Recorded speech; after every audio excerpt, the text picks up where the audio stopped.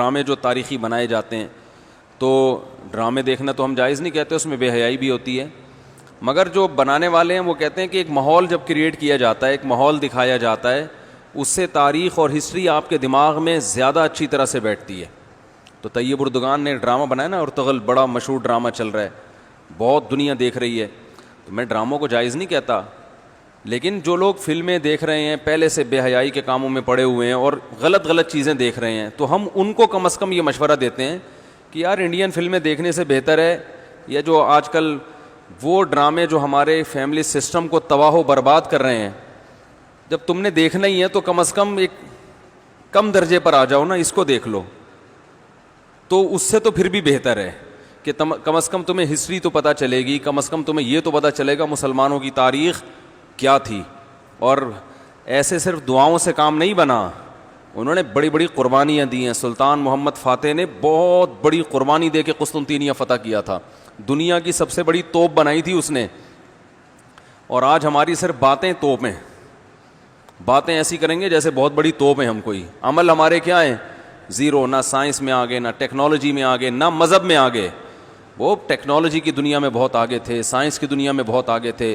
سلطان محمد فاتح نے جب قسطنطینیہ کو فتح کرنے کا ارادہ کیا، استنبول کو، نبی کی پیش گوئی تھی کہ میری امت میں جو طبقہ استنبول جو فتح کرے گا نا وہ جنتی ہے، تو صحابہ کے دور سے کوششیں ہو رہی تھیں، اور استنبول میں 1000 سال سے خلافت قائم تھی عیسائیوں کی، اور اسے کوئی فتح کر نہیں سکتا تھا۔ ابو ایوب انصاری رضی اللہ تعالیٰ عنہ گئے، وہ نہیں فتح کر سکے، ان کی قبر وہیں بنی، بڑے حملے ہوتے رہے، اتنی چوڑی دیوار میں نے خود دیکھی، اس کی میں نے ویڈیو بھی بنائی تھی، اور اتنی لمبی دیوار شہر کے گرد کہ اس کو ناممکن اسباب کی دنیا میں، ایئر اٹیک تو ہوتے نہیں تھے نا اس زمانے میں، جانا تو پیدل فوج نہیں تھا، جائے گی کہاں سے بھائی، چڑھے گی کیسے اس پہ، سیڑھیاں لگا کے جو چڑھتے تو اوپر انہوں نے گرم تیل گرم ہوتا تھا، اس کے دیگ رکھے ہوئے ہوتے تھے، تو وہ دیگ الٹتے تھے تیل ڈال کے، کوئی چڑھ نہیں سکتا تھا، بہت زبردست ڈیفنس تھا، کوئی میلی آنکھ اٹھا کے دیکھ نہیں سکتا تھا، اور جتنی لڑائیاں ہوئی سب ناکام ہوئی تھیں۔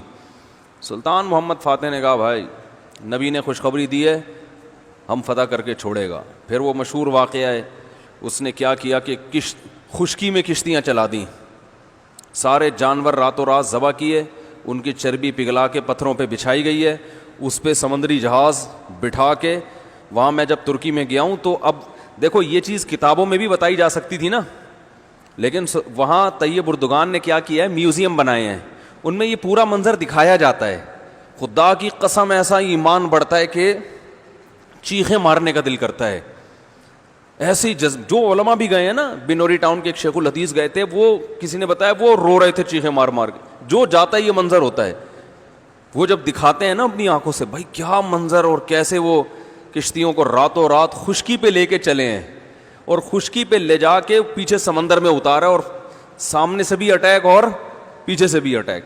انگریزوں نے لکھا ہے، گوروں نے ہسٹری میں، کہ یہ اسباب کی دنیا میں ممکن نہیں ہے، بہت بڑا کارنامہ انہوں نے سر انجام دیا، اور راتوں رات۔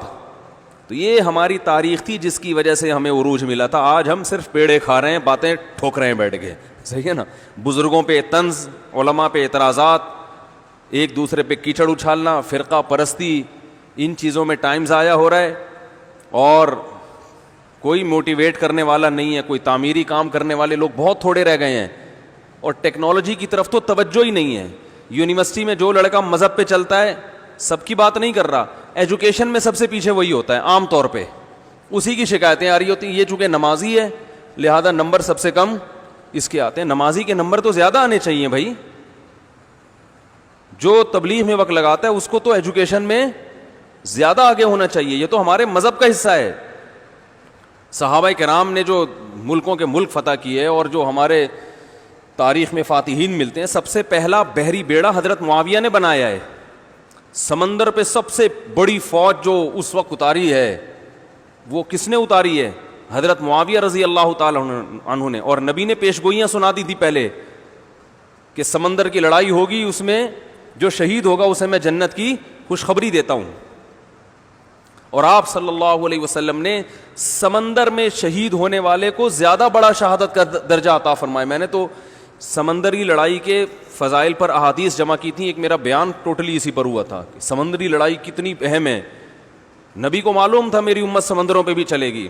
سمندر پہ چلنا ٹیکنالوجی کے بغیر ممکن ہے کیا؟ پھٹے لگا کے بیٹھ جاؤ گے اس پہ کہ ملاحوں کو بلاؤ گے یار تم مچھلیاں پکڑتے ہو تو 2-4 پھٹے یہاں بھی, او بھائی لڑنا ہے اس پہ تو سامنے والا بھی لڑے گا. تو نبی صلی اللہ علیہ وسلم نے فرمایا جو سمندری لڑائی ہے, جو شخص سمندر پہ جہاد کرے گا اس کے جو چکر آئیں گے نا اس پہ بھی اللہ اس کو اجر دے گا. بڑی خوشخبری ہیں اس کے گناہوں کی معافی کی, کیونکہ آپ کو پتا تھا کہ امت جب تک سمندر پہ کو فتح نہیں کرے گی اور سمندر پہ سفر نہیں کرے گی یہ اس دنیا پہ حکومت نہیں کر سکتی. تو حضرت معاویہ نے جو پہلا بیڑا بنایا اس کے امیر کو امیر البحر کہتے تھے. بحر کہتے ہیں سمندر. یہ امیر البحر کی ٹرم یہ انگلش میں منتقل ہوئی ہے جس کو ایڈمرل کہا جاتا ہے. بہت ساری فوجی اصطلاحات اور سائنسی اصطلاحات عربی سے انگلش میں ٹرانسفر ہوئی ہیں, عربی سے انگلش میں گئی ہیں. آج میڈیکل سائنس میں بہت سے الفاظ ایسے ہیں جو عربی سے انگلش, مسلمان سائنسدانوں کے تھے وہ, لیکن اب دیکھو حال کیا بنا دیا. ایک نمبر کے سست نمازیوں کی حالت تو دیکھ لو جا کے. سب سے سست ترین جو ہوگا وہ دیندار بنا ہوا ہوگا. سب کی بات نہیں کر رہا, ڈاکٹروں میں ہم نے بڑے اچھے اچھے دیندار دیکھے ہیں, سائنسدانوں میں, ایٹمی سائنسدانوں میں تو دیندار زیادہ ہیں الحمدللہ, لیکن میجورٹی کی بات کر رہا ہوں کہ پتہ نہیں کہ ہمارے ذہن میں یہ کچھ ایسا کسی نے, شیطان نے بات ڈال دی ہے کہ ہم نے صرف جو ہے ایک طرف کو فوکس کیا ہوا ہے, دوسری طرف کو ہم نے بالکل نظر انداز کر دیا ہے. تو بھائی جس طرح سے دین کی تعلیم انتہائی ضروری ہے, اس کی کوئی اس کی اہمیت کی کمی کا انکار نہیں کر سکتا. انگریز جو تباہ ہو گئے نا, فیملی سسٹم تباہ ہو گیا, زنا معاشرے میں پھیل گیا, والدین اولڈ ہوم میں, وہ وجہ کیا؟ مذہب نہیں ہے نا, مذہبی تعلیم نہیں ہے. لیکن ہم جو معاشی لحاظ سے تباہ ہو گئے اور ترقی میں پیچھے رہ گئے, وجہ کیا ہے؟ مادے پہ محنت نہیں کی ہے. تو دونوں محنتیں ضروری ہیں. داؤد علیہ السلام کو روحانی ترقی بھی ملی اور اللہ نے آپ کے ہاتھ میں لوہا بھی پگھلایا. کیوں پگھلایا؟ تاکہ لڑیں, کیونکہ صرف نمازوں سے لڑائی ممکن نہیں ہے. ذکر کرتے تھے نا داؤد علیہ السلام, چاروں طرف سے پرندے جمع ہو جاتے تھے, ایسی خوبصورت آواز میں تلاوت کرتے تھے, ذکر کرتے تھے. وَالطَّيْرَ مَحْشُورَةً كُلٌّ لَهُ أَوَّابٌ, قرآن کہہ رہے پرندے, اور یا جبال اوبی ماہو والطیر. جب اللہ کا ذکر کر رہے ہیں پہاڑوں سے بھی لا الہ الا اللہ کی آوازیں آتی. یہ ذکر تھا, لڑنے کے لیے یہ نہیں ہے کہ اے داؤد ہم نے آپ کو ذکر بھی دیا اور آپ جو ہے روزے بھی رکھتے ہیں اور تہجد بھی پڑھتے ہیں, لہذا اب آپ کو تو اسلحہ بنانے کی ضرورت نہیں ہے, ویسے ہی فتح ہو جائے گی ایمان کی طاقت سے. نا نا نا نا نا, زرہیں بناؤ, قدر فی السرد, صحیح ہے نا, کڑیاں بناؤ, فوج تیار کرو, لڑائی کے لیے اصول بولتے کیوں نہیں بھائی, کچھ اور ہیں. تو دونوں چیزیں نہیں ہیں. داؤد علیہ السلام, سلیمان علیہ السلام کے گھوڑے بھی تو تھے, انہیں کیا ضرورت تھی گھوڑوں کی بھائی؟ کہتے میں اللہ کے اتنا عبادت گزار ہوں, میں اسباب اور وسائل کیوں, میں مصلی بچھاؤں گا, دعا مانگوں گا, ملک فتح ہو جائے گا. او بھائی گھوڑے رکھے ہوئے ہیں, صحیح ہے نا, ان کو پیار کرتے تھے گھوڑوں کو, کیونکہ اس زمانے میں گھوڑا اور ٹینک برابر تھے, بلکہ ہوائی جہاز تھا گھوڑا اس زمانے میں, تو جنگیں گھوڑوں کے بغیر نہیں ہوتی تھی, گھوڑے تیار کیے ہوئے ہیں. تو لڑے ہیں وہ لوگ اور اسباب اور وسائل اختیار کیے ہیں. آج ہم پیڑے کھانے والی باتیں کرتے ہیں اور پیڑے کھا رہے ہیں بیٹھ کے, اور سمجھتے ہیں کہ بس یہ قرآن خوانیوں سے اور آیت کریمہ سے مسائل کیا ہو جائیں گے حل. تو یہ بھی ضروری ہے بھائی, وہ بھی ضروری ہے. تو میں بتا رہا تھا کہ وہ جو ڈرامے کی بات کر رہا تھا, تو ماحول بنانا پڑتا ہے نا.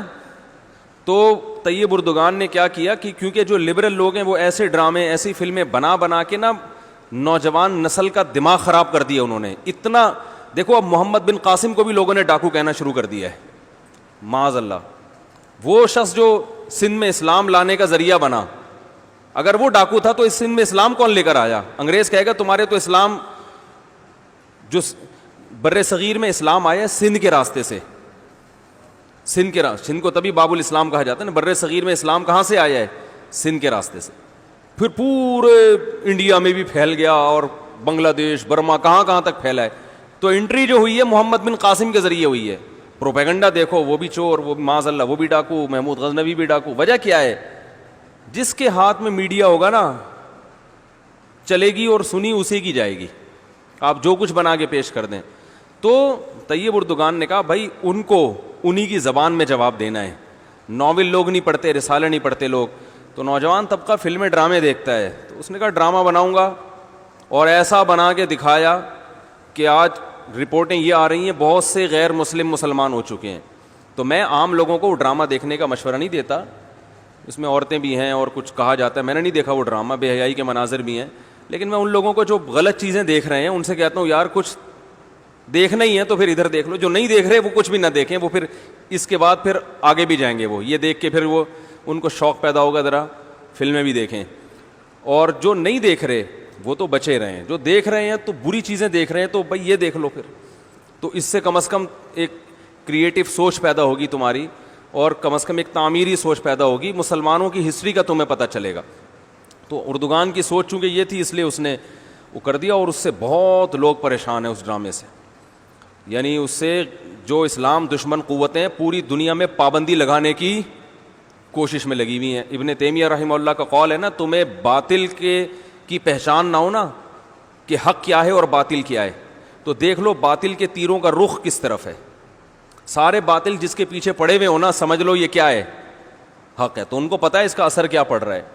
تو ماحول جو کریٹ کیا جاتا ہے, ماحول ایک قائم کیا جاتا ہے, اس سے جو لیسن ملتا ہے وہ ویسے زبانی سمجھانے سے نہیں ملتا.